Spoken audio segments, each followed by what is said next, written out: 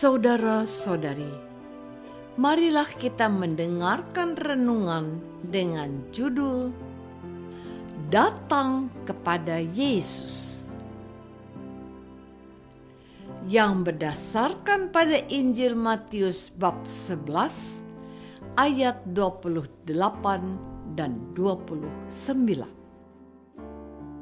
Kata Yesus, "Marilah kepadaku, semua yang letih lesu dan berbeban berat. Aku akan memberi kelegaan kepadamu. Pikulah kuk yang kupasang, dan belajarlah padaku, karena aku lemah lembut dan rendah hati, dan jiwamu akan mendapat ketenangan." Dalam nama Bapa dan Putra dan Roh Kudus. Amin. Saudara-saudari terkasih dalam nama Tuhan Yesus Kristus. Hari ini adalah hari Rabu, pekan kedua masa Advent. Kita terus menantikan kedatangan Yesus Kristus yang telah dinubuatkan oleh para nabi. Sikap menantikan berarti kita siap menyambut Yesus.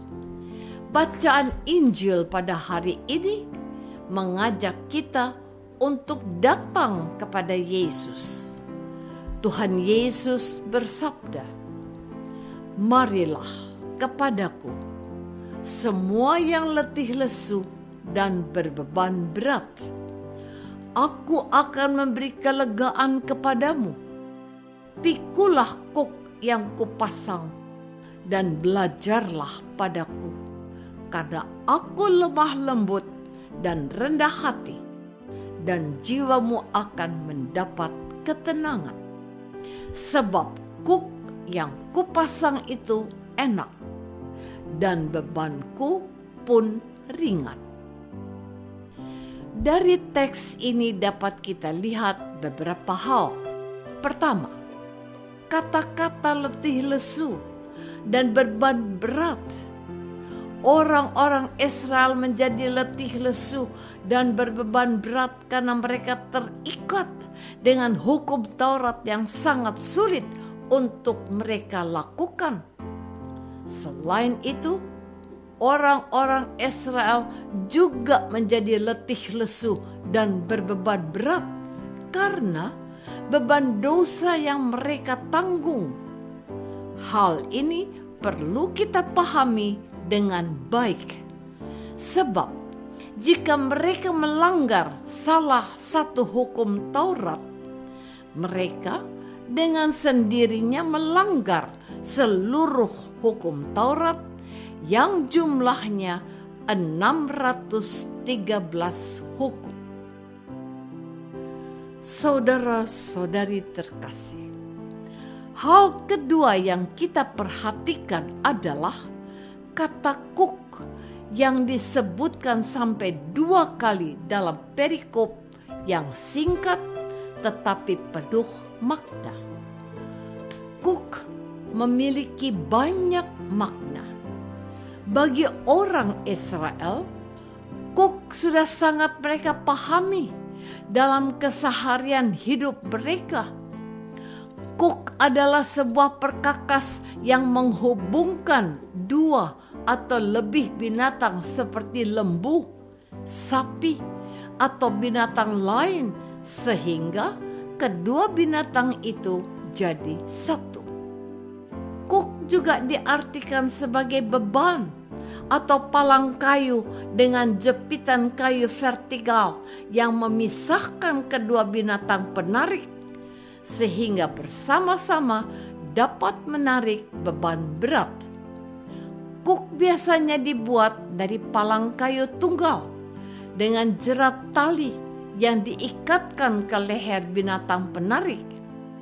Kata kuk merupakan terjemahan dari beberapa kata Ibrani dan Yunani yang dipakai baik secara harfiah untuk kerangka kayu yang menghubungkan dua ekor binatang.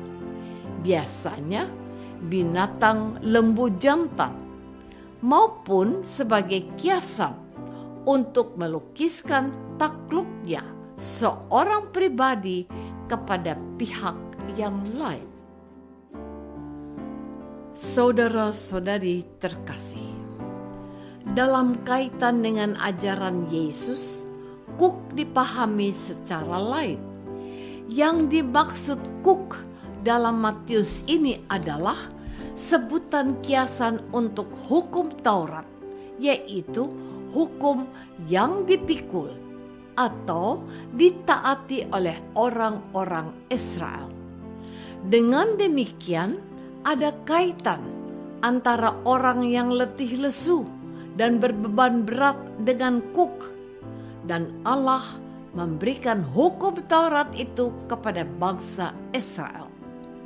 Perintah-perintah ini harus ditaati oleh semua orang Israel, apapun latar belakang mereka. Namun, kalau kita mengacu pada perkataan Rasul Yakobus bab 2 ayat 10 yang mengatakan bahwa melanggar satu saja sama artinya melanggar semuanya, tentu teramat berat. Maka pertanyaannya adalah, apakah ada yang sanggup melaksanakan semua perintah Taurat dengan sempurna?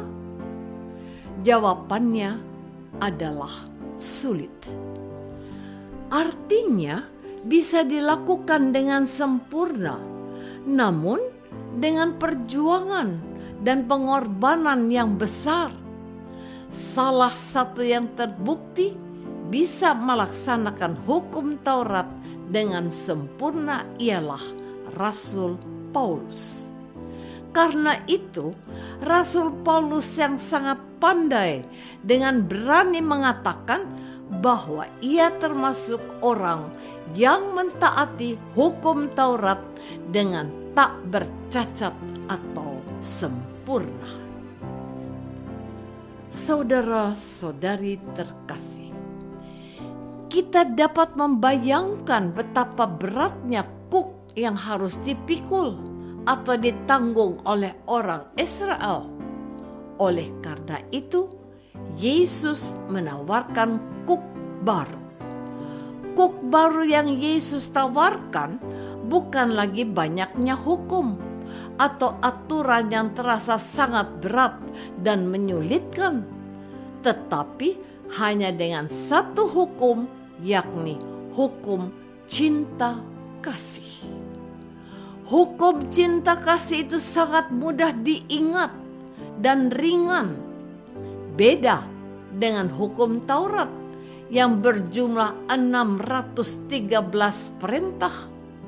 Oleh karena itu, satu-satunya cara yang kita tempuh untuk mendapatkan kelegaan dan ketenangan adalah dengan datang kepada Yesus. Dalam perjumpaan dan kebersamaan dengan Yesus, khususnya melalui Ekaristi, kita belajar untuk menjadi orang yang lemah lembut dan mau berbagi seperti Yesus. Kalau kita mengangkat beban atau masalah dengan hati yang panas dan menggerutu, maka beban yang ringan bisa jadi berat, dan beban yang berat menjadi semakin berat. Tetapi kalau kita memikul beban hidup kita dengan hati yang lemah lembut, maka beban yang ringan bertambah enteng dan yang berat menjadi ringan. Maka marilah di masa Advent ini kita semua datang kepada Yesus. Apakah selama ini kita sudah datang kepada Yesus dengan belajar dari Yesus untuk menjadi pribadi yang rendah hati dan lemah lembut? Marilah kita berdoa. Tuhan Yesus Kristus, Engkau bersabda, "Marilah kepadaku, semua yang letih lesu dan berbeban berat, Aku akan memberi kelegaan kepadamu." Ya Tuhan, di masa Advent ini kami datang membawa seluruh beban dan kesulitan kami. Kami ingin mengenakan kuk baru dari Engkau, yakni kuk cinta kasih. Doa ini kami persembahkan dalam nama-Mu, Tuhan dan pengantara kami. Amin. Semoga kita semua selalu dinaungi dan dibimbing oleh berkat Allah yang Maha Kuasa, Bapa dan Putra dan Roh Kudus. Amin.